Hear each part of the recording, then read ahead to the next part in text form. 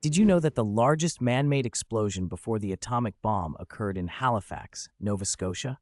On December 6, 1917, the SS Mont Blanc, a French cargo ship carrying explosives, collided with the Norwegian vessel SS Emo in the Halifax harbor. The resulting explosion killed approximately 2,000 people and injured around 9,000 others. The blast was so powerful it obliterated the Richmond district of Halifax, caused a tsunami, and even shattered windows 50 miles away. Rescue efforts were hampered by a blizzard that hit the following day, adding to the catastrophe. This tragic yet lesser-known event significantly impacted the community and remains one of the most devastating explosions in history.